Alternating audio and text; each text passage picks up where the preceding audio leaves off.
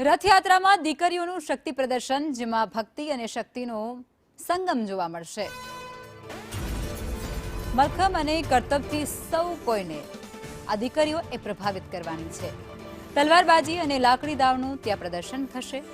અખાડાઓમાં દીકરીઓની જોરદાર તૈયારી અત્યારે ચાલી રહી છે। નગરયાત્રામાં દીકરીઓ ઉત્સાહભેર ભાગ લેશે।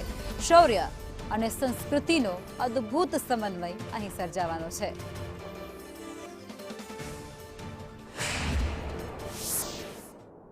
રથયાત્રાના ગણતરીના દિવસો બાકી છે ત્યારે આ વખતે નાની બાળકીઓ દ્વારા પણ એક સ્ટન્ટ છે તે કરવામાં આવશે। મલખમ છે તેની પણ ઝાંખી જોવા મળશે, સાથે જ યોગનું પણ જેટલું જ મહત્વ છે તે પણ અહીંયા જોવા મળશે। આગવી ઓળખ જે રથયાત્રામાં લોકો શક્તિ પ્રદર્શન કરીને પણ એક ભક્તિ છે તે દર્શાવતા હોય છે। ત્યારે એમના જે ગુરુ છે એમની સાથે પણ આપણે વાત કરવાનો પ્રયાસ કરીશું કે જે રીતે આ વખતે રથયાત્રા છે, રથયાત્રાના હવે જે ગણતરીના દિવસો બાકી રહ્યા છે, કલાકો હવે મહેનતના વધારી દીધા છે।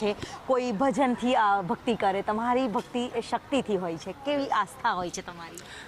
ફર્સ્ટ તો અહીંયા હું મારું નામ સિદ્ધાંત દવે છે। હું અહીંયા 5 વર્ષથી એરિયલ, રોપ, મલખમ અને મારી પાસે વધારે તમે જોવો છો દીકરીઓ છે અને હું દીકરીઓ પ્રત્યે થોડું મારું વધારે લાગણી છે।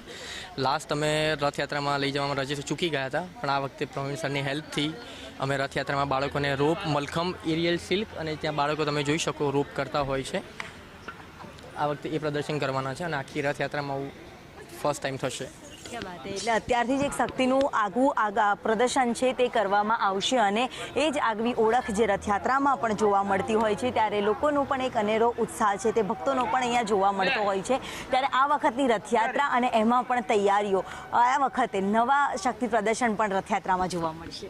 હા, જય જગન્નાથ, જય સ્વામિનારાયણ। રથયાત્રા બહુ જૂની પરંપરા છે। એમાં પહેલાં લાકડી દાવ હતા, બાના બનેટી હતા, તલવારબાજી હતી, ખંજરબાજી હતી, અલગ અલગ અને પટ્ટાબાજીના અલગ અલગ કરતબ હતા। આ વખતે નવું જનરેશન આવ્યું છે બાળકો, જેમ જે એરિયલ ને મલખમ અને રેશમ પટ્ટાથી જે કરે છે ને એ નવું યુગ લાવ્યા છે આ વખતે। બનાસકાંઠામાં ભગવાન જગન્નાથજીની 55મી રથયાત્રાને લઈ અને અત્યારે શ્રદ્ધાળુઓમાં ઉત્સાહ જોવા મળે છે।